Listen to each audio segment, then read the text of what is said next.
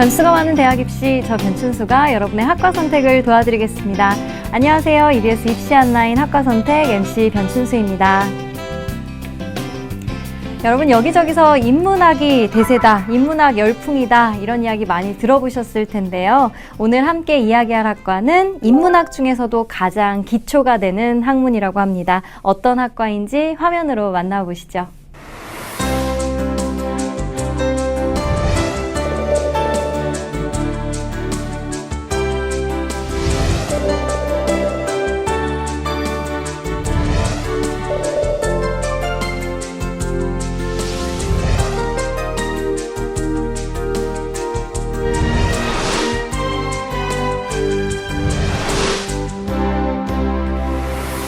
오늘 이야기할 학과는 국사학과입니다. 함께 도움 말씀 주실 김준우 선생님 나와주셨습니다. 선생님 안녕하세요. 네, 안녕하세요. EBS에서 한국사를 강의하고 있는 김준우입니다. 반갑습니다. 선생님, 그 역사라는 그 관련 학과가 굉장히 많더라고요. 뭐 국사학과, 역사학과, 서양사학과, 동양사학과, 사학과. 이게 학과별로 어떤 특색이 있는 건가요? 또 전국에 이런 학과들이 몇 개나 있나요? 네, 좀 구체적으로 설명을 드리자면요. 일단 국사학과잖아요. 우리나라 역사를 공부하는 학과입니다. 네. 그래서 이름이 국사학과지만 다른 대학에서는 한국사학과 네. 이렇게도 부르고요. 국사학과 혹은 한국사학과가 전국에 한 7개 정도 예. 개설이 되어 있습니다. 그리고 좀 더 많이 개설된 건 역사학과 혹은 사학과라고 개설되어 있는데요. 같은 내용이라고 보시면 되겠고요. 우리나라 역사뿐만 아니라 동양사, 서양사, 즉 세계사까지 다 배우는 게 역사학과 이렇게 보시면 되겠고요. 네. 동양사학과랑 서양사학과가 있긴 있는데 네. 이건 사실 서울대학교밖에 지금 개설되어 있지 않습니다. 그래서 동양사학과는 중국과 일본을 중심으로 한 동양 역사에 대한 학과고요. 예. 그다음에 서양사학과는 유럽과 미국을 중심으로 한 서양 역사에 대해서 공부하는 학과가 되겠습니다. 네. 그래서 가장 기본적으로 이제 역사를 공부하는 학과다 이렇게 보시면 되겠고요. 네. 그런데 요즘 인문학의 위기다 뭐 이런 얘기 많이 있잖아요. 그래서 이제 역사학과도 이름을 좀 많이 바꿨습니다. 네. 그래서 좀 더 실용성을 강조하는 역사문화 컨텐츠학과 뭐 이런 식으로 네. 그다음에 역사문화학과 뭐 역사 관광 이쪽과 접목시킨 뭐 그런 학과도 있고요. 그다음에 좀 특색을 살린 학과도 있어가지고요. 미술사학과, 그다음에 고고미술사학과 이런 좀 이제 미술 쪽으로 이제 역사를 좀 틀은 그런 학과들도 존재합니다. 네, 그렇군요.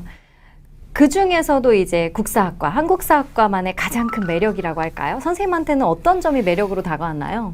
저는 국사학과, 즉 역사를 전공하게 된 계기가 옛날 이야기가 재밌어서였거든요. 네. 그래가지고 대학에 딱 입학을 했는데 전 깜짝 놀랐어요. 제가 알고 있던 역사랑 완전 다른 걸 배우더라고요. 네. 그냥 단순하게 옛날에 일어났었던 일들을 이제 듣고 그게 재밌어가지고 그걸 더 듣고 싶어가지고 갔는데 그게 아니라 내가 여태까지 고등학교, 중학교 때 교과서에서 나온 내용들이 거짓말일 수도 있다. 이런 것들을 이제 학교에서 배우게 됩니다. 그래서 과거에 이러한 일들이 왜 일어났을까에 대해서 여러 가지 추론들이 들어와요. 그 중에 가장 신빙성 있는 그런 것들이 이제 교과서에 실리는 건데 네. 대학에 들어가면 그런 다양한 학설들을 또 배우게 되는 그런 재미가 있습니다. 그렇군요. 네. 또 최근에는 그 2017학년도 수능부터 한국사가 수능 필수 과목으로 지정되고 또 얼마 전에 그 교과서, 역사 교과서도 큰 사회적 이슈가 되곤 했었는데요.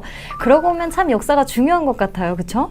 네, 맞아요. 우리가 사람이 살아가고 있잖아요. 네. 그랬을 때 사람이 궁금한 본능 중 하나는 뭐냐면 나는 어디서 왔을까? 나의 뿌리는 뭘까? 우리 집안은? 이런 거 굉장히 궁금해하거든요. 좀 크다 보면. 그랬을 때 좀 크게 봤을 때 우리나라는 과연 어떤 나라일까에 대한 궁금증은 우리나라 사람이라면 누구나 다 가질 수밖에 없다고 생각을 합니다. 네. 그렇기 때문에 우리나라 역사에 대해서 바로 아는 것이 굉장히 좀 중요하다고 볼 수 있겠죠. 네, 알겠습니다. 그럼 국사학과 학생들이 어떻게 수업하고 있는지 직접 현장을 가봤습니다. 화면으로 만나보시죠. 서울대 국사학과. 외국인 교수의 한국사 특강 수업이 한창이었는데요. One nice thing about talked in previous classes, I'm unusual perhaps among many Westerners living in Korea, and I value Confucian culture highly. 영어로 진행되는 독특한 한국사 수업. 넓은 세계사 속에서 한국의 역사를 이해할 수 있는 강의라고 합니다.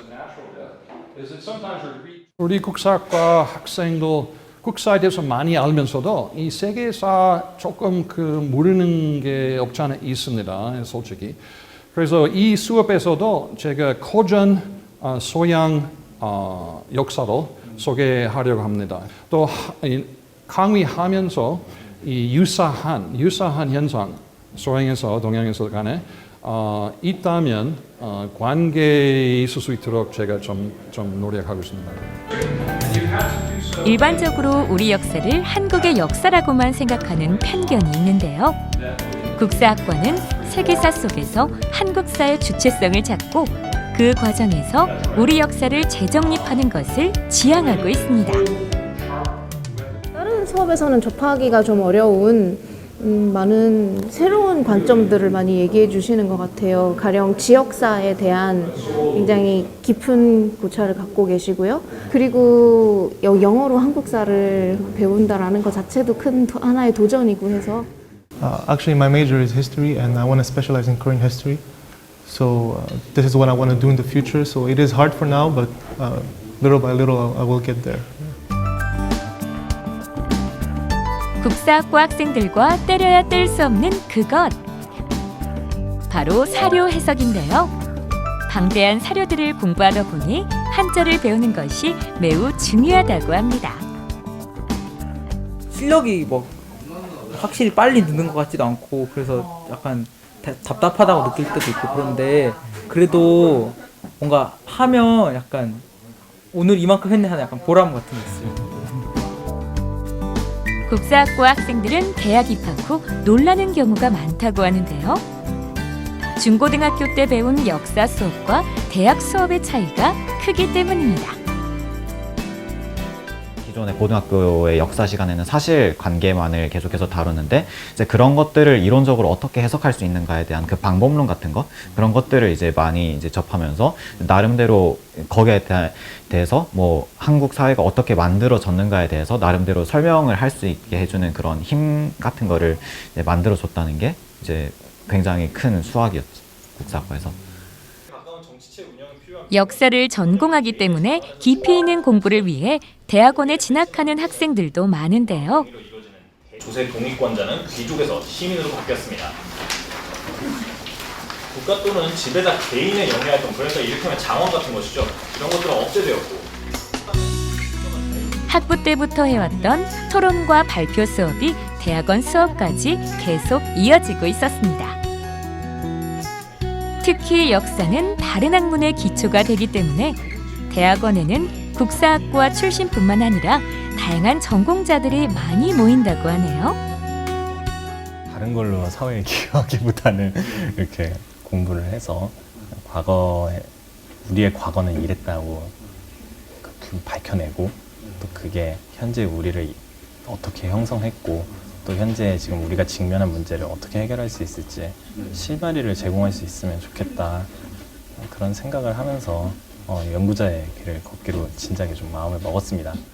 저는 학부 때는 천문학을 전공을 하다가 이제 천문학을 이제 과거의 천문학은 어땠나라는 그런 질문에서 이런 과학사 분야에 좀 관심을 갖게 됐거든요. 그래가지고 이제 과학적으로 푸는 천문학이 아니라 역사적으로 푸는 천문학을 해보고 싶어서 국사학과에서 여는 수업에 이제 와서 수강을 하게 됐고. 네. 그 어느 때보다 인문학이 중요하다고 이야기하는 요즘. 사회적인 관심을 받는 만큼 인문학의 실질적인 발전이 이루어지길 학생들은 기대하고 있습니다. 역사를 통해서 인간 사회의 진리를 찾겠다고 하는 그런 목적의식이 명확하면은 가장 좋겠죠. 그리고 그런 학생들이 전문 연구자로 성장해 가기를 바랍니다. 하지만 나중에 어떤 직업을 선택하던 대학 시절에 역사학에 심취해서 역사학의 방법으로 과거를 살펴보고 인간 세상을 이해해 보는 것은 어떤 직업을 가지든 간에 상당히 좋은 개인의 그 자산이 된다고 생각합니다. 네, 국사학과 학생들을 화면으로 만나봤는데요. 좀 더 생생하게 이야기 듣기 위해 재학생 한 분을 이 자리에 초대했습니다. 서울대학교 국사학과 최승표 학생입니다. 어서 오세요. 네, 안녕하세요. 서울대학교 국사학과 재학 중인 최승표라고 합니다. 반갑습니다. 반갑습니다. 네. 승표 군 어떻게 해서 국사학과에 들어가게 되었나요? 제가 사실 그 역사에 대해서 가지고 있는 관심은 굉장히 평범한 정도였어요. 그냥 물론 어릴 때부터 역사 과목을 못하지도 않았고 흥미로운 역사책 몇 권 찾아볼 정도? 그냥 그 정도의 관심을 갖고 있었어요. 제가 좀 본격적으로 국사학과에 대해서 관심을 가지게 된 것은 이 고등학교 때부터였던 것 같아요. 아무래도 고등학교 때 한국사 과목은 조금 암기 위주인 경우가 많잖아요. 근데 제가 또 암기는 조금 잘하는 편이거든요. 그래서 암기 위주로 공부를 하다 보니까 성적도 괜찮게 나오고 그러다 보니까 역사에 대한 관심도 생기고 자신감도 붙었어요. 네. 그 이후에 이제 생각해 보니까 아, 이러한 역사를 대학교 와서 공부하면 어떻게 배우게 될까 그런 생각도 들었고 제가 알고 있던 역사적 지식보다 더 깊은 그런 역사적 지식을 배워보고 싶기도 했고요. 그러다 보니까 이제 고3 때는 자연스럽게 국사학과로 준비를 하게 되더라고요. 인터넷을 통해서 국사학과를 많이 찾아보려고 했던 것 같아요. 네. 그 교수님이 쓰신 책도 몇 권 읽어봤고요. 네. 근데 아무래도 그 인터넷 같은 경우는 좀 취업이 어떻게 문제니까 나오나요? 검색하면. 아무래도 좀 취업이 문제다. 그러다 보니까 조금 부정적인 인식이 많았던 것 같은데 네. 그럼에도 불구하고 자기 분야에서 되게 연구 열심히 하시고 공부 열심히 하시는 분들 굉장히 많더라고요. 그걸 보고 좀 더 역사학과에 관심이 생겼던 것 같습니다. 그 고등학교 역사는 아무래도 암기 위주죠. 김준 선생님 어떻게 생각하실지 모르겠지만. 그런가요? 네. 물론 수업은 사실 암기를 강조하지는 않지만 아이들이 시험을 볼 때에는 그렇죠. 좀 그런 것들을 알아야 볼 수 있는 문제들이 꽤 많이 나오기는 합니다. 네. 그래서 또 싫어하는 학생들도 많이 있는데요. 이 승표 군 그 고등학교 때 배웠던 역사와 대학에 이제 진학해서 배우는 역사가 어떤 점에서 좀 다르던가요? 일단 확실하게 말씀드릴 수 있는 건 고등학교 때 배우는 역사와 대학교 때 배우는 역사가 정말 큰 차이가 있다는 걸 얘기를 해드리고 싶어요. 네. 일단 아무래도 고등학교 때 시험을 보게 되면 뭐 물론 묻는 방식은 다양하겠지만 결국 묻고 싶은 건 이러한 역사적 지식을 알고 있느냐, 이러한 사건을 알고 있냐 이런 네. 거를 물어보고 있는다면 대학교에서는 그런 것이 바탕이 되어서 논의를 더 확장을 시켜야 되는 것 같아요.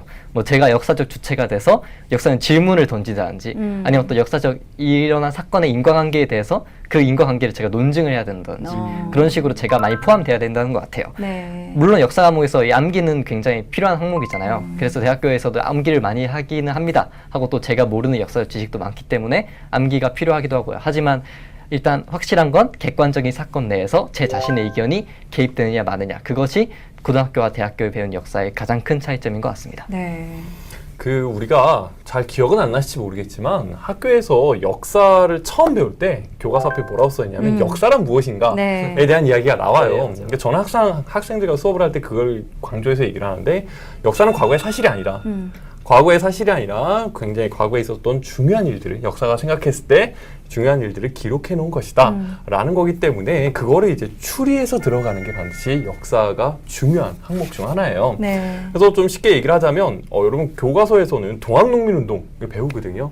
이 동학농민운동을 배우면 우리는 아무 생각 없이 그냥 동학농민운동이 일어났구나, 언제 일어났구나, 또 어떻게 됐구나, 그래서 언제 끝났구나 요거를 이제 주로 배우게 되는데 네. 대학에서는 그건 안다는 전제하에 이 동학농민운동의 성격에 대해서 막 토론을 합니다. 이게 과연 동학이 얼마만큼의 영향이 있었는가.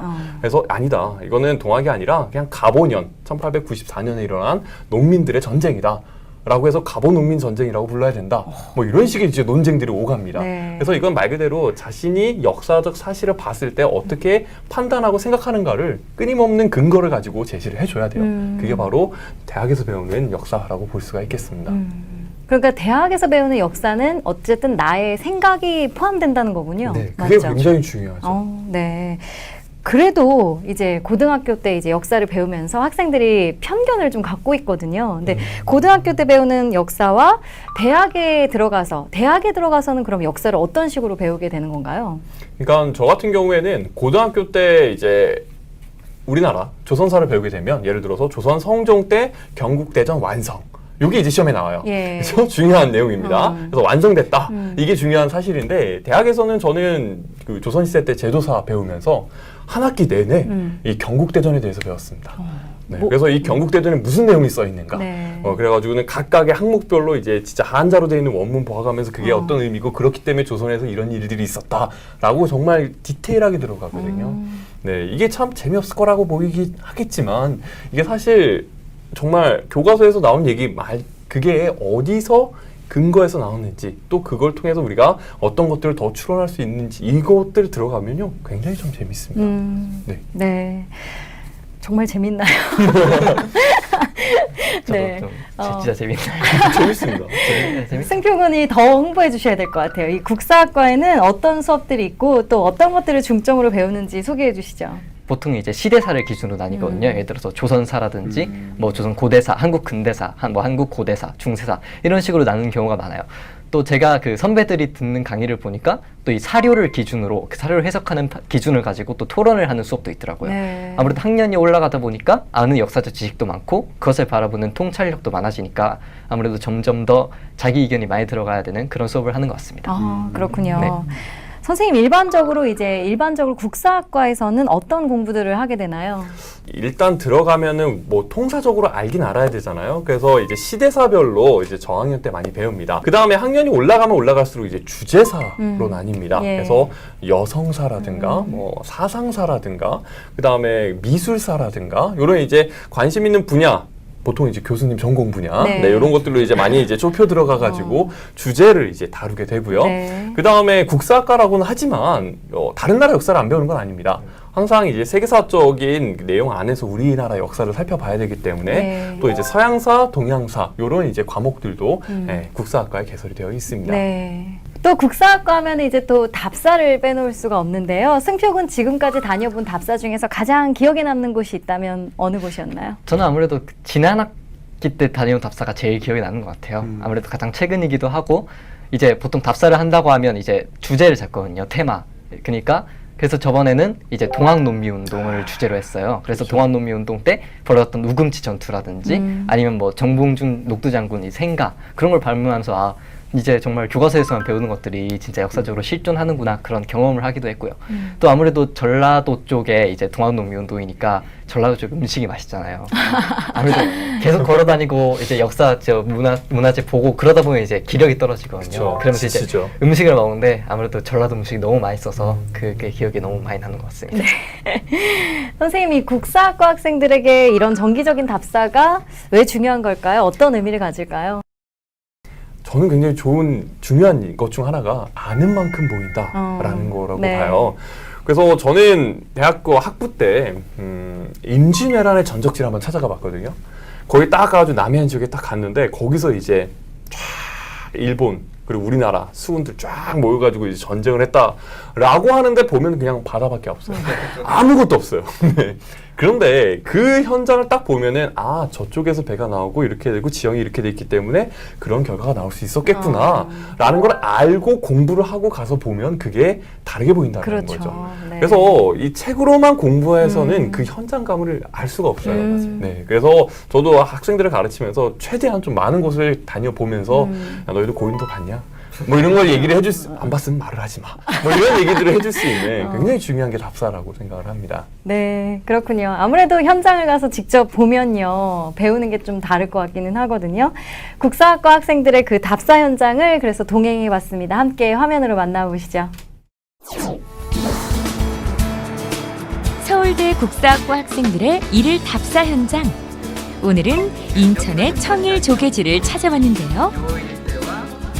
이게 한 1920년대 지도였던 것 같아요.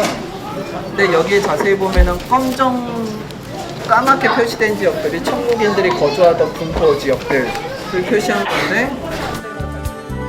조개지란 주로 개항장에 외국인이 자유로이 거주하며 치외법권을 누릴 수 있도록 설정한 구역을 말합니다. 제국주의 국가들의 침략이 시작되고 불평등 조약이 체결되면서 그 결과로 만들어진 것이 특징입니다.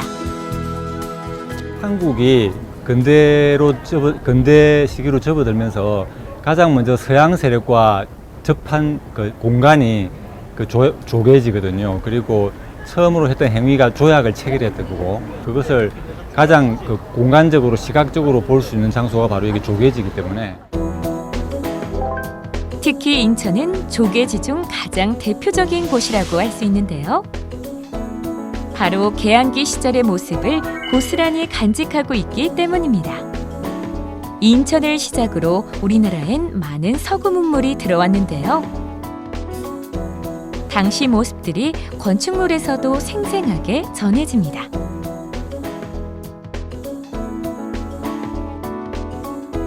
이렇듯 국사학과 학생들에게 답사가 중요한 이유는 책을 통해 알기 힘든 현장성을 직접 느낄 수 있기 때문이라고 하네요. 대구 호텔이라는 겁니다. 조개가 뭐 좁다 뭐 이런 거나 아니면 뭐 장정이나 조약의 차이나 이런 것들은 그냥 책에만 적혀 있는 것들이잖아요. 네, 근데 그런 것들을 직접 와서 보고 느끼고 이게 저희가 직접 다녀봤으니까 이 조개가 좁다라는 걸 알았잖아요. 그러니까 그렇게 느끼는 거랑 진짜 조개가 좁았다라고 그냥 그 역사적 사실을 딱 알려줬을 때 저희가 체감하는 거랑은 느끼는 게 다르니까 네, 그런 면에서 좀 좋았던 것 같아요. 국사학과 같은 경우는 이 답사지의 현재 모습뿐만이 아니라 이 과거 모습까지도 초점을 맞추고 보게 되는 것 같아요. 그래서 이제 답사를 갈 때마다 이 지역 자체가 어떻게 변했는지 그런 걸 항상 상상을 할 수 있게끔 한다는 게 이 국사학과 답사의 매력인 것 같습니다. 네, 화면 잘 봤습니다. 학생들 덕분에 저도 조개지라는 것에 대해 새롭게 알게 되었는데요. 그런데 승표군 이 역사라는 것이 워낙 방대하다 보니까 어렵기도 하고 또 이제 그 많은 내용 중에 개인적으로 관심이 더 가는 재밌는 분야가 있을 것 같아요. 어떤 분야가 재밌나요? 역사 과목 확실히 공부하기 어렵죠. 네, 예전에 매력에 빠지면 쉽습니다. 아, 그렇죠. 그렇지만 그래도 공부하기 어려운 과목이고 삼국시대부터 공부를 한다고 가정을 해도 거의 2000년이 넘는 맞아요. 내용은 참 많죠. 그렇죠. 역사를 공부해야 되는 게 굉장히 어렵다고 생각하는데요. 아무래도 제가 가장 어려운 부분은 사료를 해석하는 그 부분인 것 같습니다. 네. 저를 포함한 제 동기들 전부 다 굉장히 어려운 부분인데요. 아시다시피 사료가 전부 한자로 되어 있잖아요. 그래서 한문을 정말 약간 직독직해 하는 수준이 되어야지 정말 자연스럽게 사료를 해석할 수 있거든요. 그래서 저뿐만 아니라 많은 동기들이 굉장히 고충을 겪고 있는 그런 부분인데 보통 사료라고 하면은 아까 얘기했듯이 한문으로 쓰여져 있는 어려운 책들 네. 이렇게만 생각을 하는 사람들도 있는데 네. 요즘에는 그냥 역사를 연구하는데 도움이 되는 모든 자료들을 다 그냥 사료라고 보시면 됩니다. 근데 중요한 점 중 하나는 뭐냐면요. 그 사료를 100% 믿어서는 안 돼요. 왜냐하면 그 가짜일 수도 있고요.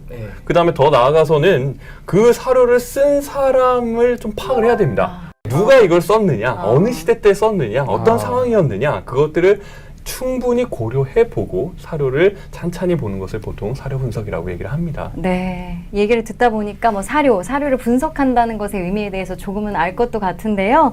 선생님, 그런데 이제 국사학과나 기타 역사 관련 학과에 가고 싶어도 취업이 잘 안 된다, 취업이 힘들다라는 이유 때문에 망설이는 학생들 많거든요. 이런 학생들에게 어떤 말 해줄 수 있을까요? 네, 아마 국사학과를 가고 싶은 학생 중에 가장 듣고 싶은 말이 이 부분이 아닐까라는 생각을 해요. 정말 고민이 많거든요. 저도 이제 역사학과를 진학을 할 때 주변에서 다 말렸어요. 부모님부터 시작해가지고 너 나중에 취업 어떻게 하려고 그러니 뭐 이런 얘기를 들을 정도로 굉장히 많은 걱정들이 있을 텐데요. 일단 저는 크게 두 가지라고 생각을 합니다. 첫 번째로는 정말 역사를 깊게 공부를 해서 학자로 갈 생각이 있는 학생. 그 다음에 두 번째로는 그런 생각까지는 없고 역사가 그냥 재밌어서 난 공부를 해서 전공을 택했지만 전공 그 직업은 좀 더 다른 쪽으로도 갖고 싶은 생각이 있는 학생. 요 크게 요 두 부류라고 생각을 해요. 그래서 정말 깊게 공부할 학생들은 이제 대학원을 거쳐서 이제 박사 뭐 이런 쪽으로 쭉쭉 밟아가겠죠. 그러면 이제 나갈 수 있는 게 이제 교수라든가 그다음에 학예사라고 해가지고 이 지방마다 이제 연구하는 분들이 계십니다. 그리고 뭐 규장각이라든가 박물관이라든가 이런 쪽으로 이제 전공을 살려서 많이 나가고요.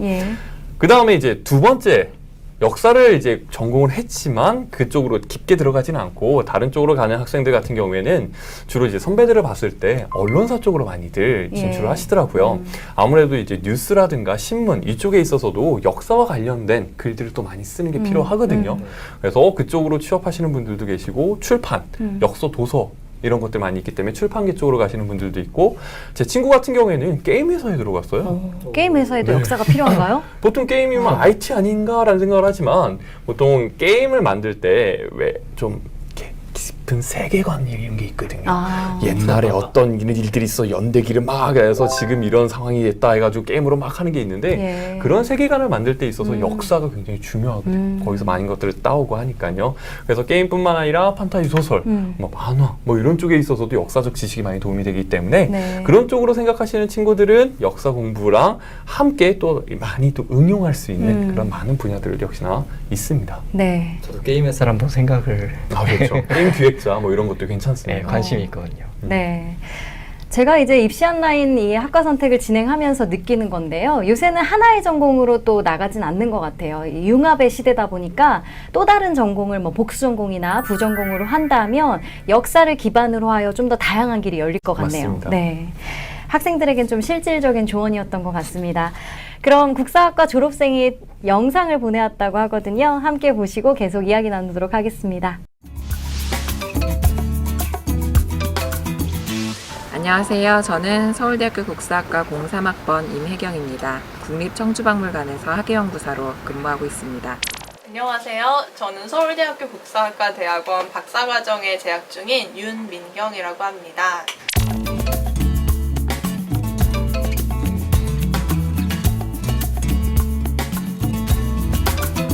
대학원에서 공부를 하는 동안 박물관에 소장되어 있는 유물을 직접 찾아가서 열람 신청을 해서 볼 수 있는 기회가 덜어 있었어요.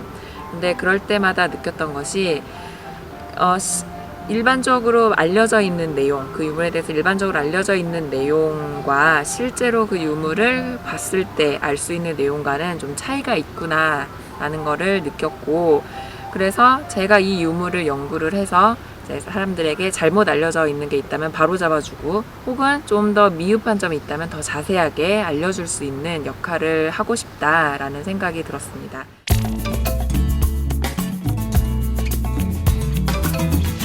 저는 한국사 중에서도 정근대 역사인 조선시대사를 전공하고 있습니다. 역사 공부를 함으로써 나와 내가 속한 공동체가 이렇게 형성되게 된 배경을 이해할 수 있다고 생각을 합니다. 또 내가 현재 살면서도 훨씬 더 예전에 살았던 과거 사람들의 이해를 하는 경험을 역사 공부를 통해 얻을 수 있고요. 이처럼 인간과 사회에 대한 인식의 지평을 넓혀준다는 점에서 역사학의 중요성이 있지 않나 생각합니다. 부탁드리고 싶은 것은, 역사학이라는 것은 단순히 역사적 지식만을 가지고 하는 학문은 아니기 때문에 고전이라든지 철학이라든지 문학 등 다양한 분야를 폭넓게 공부할 수 있어야 될 것입니다. 네, 국사학과 졸업생의 영상 잘 봤습니다. 자신이 하고 싶은 일을 열심히 하시는 모습 참 인상 깊었습니다. 선생님, 앞으로 이 국사학과의 전망 어떨까요? 제가 예상해 보건대 네. 국사학과는 우리나라가 망하지 않는 한 존재할 겁니다. 네. 네. 정말 우리나라 역사를 연구하는 건 굉장히 중요한 일이고요. 그렇기 때문에 정부에서 또 많은 지원들도 해줍니다. 그래서 우리나라가 이제는 좀 더 세계적으로 위상이 점점 올라가고 있잖아요. 네. 한류의 바람도 불고 있고요. 그래서 우리나라에 대해서 궁금해하는 사람들이 굉장히 많아요. 그래서 우리나라 말이라든가 근데 더 나아가서 우리나라 딱 궁금해서 왔어요. 그럼 뭐예요? 그냥 경복궁을 가거나 다 역사 문화재 네, 갈 수밖에 없죠. 네. 거기에 있어서 우리나라 역사에 대해서 궁금해하는 사람들이 네. 좀 더 증가하다 보니까 아무래도 국사를 바르게 아는 것이 많이 필요할 것 같아요. 그래서 국사학과에서 그런 많은 연구들 뿐만 아니라 이제는 통일시대를 대비해가지고 북한 쪽의 역사 굉장히 좀 많이 좀 이질적으로 바뀌었거든요. 네. 그렇다고 이제 북한의 역사 우리나라 역사가 아닌 것도 아니잖아요. 네. 언제든 이제 통일이 되면 같이 이제 이야기를 해봐야 될 텐데 그것도 이제 앞으로 국사학과에서 안고 가야 될 과제라고 생각을 합니다. 네, 알겠습니다. 여러분, 오늘은 국사학과에 대해 함께 이야기해봤습니다. 우리나라 역사, 국사에 대해서 조금 더 다른 시각으로 조금 더 깊이 있게 생각해 볼 수 있었던 시간이었습니다. 그리고 지금 우리가 살고 있는 오늘 하루도 후대에는 하나의 역사가 된다는 사실 잊지 말고 늘 자부심 갖고 살아가셨으면 좋겠습니다. 오늘 함께 해주신 김준호 선생님 그리고 최승표 학생 고맙습니다. 네, 감사합니다. 감사합니다. 시청자 여러분, 저는 다음 주 이 시간에 찾아뵙도록 하겠습니다. 고맙습니다.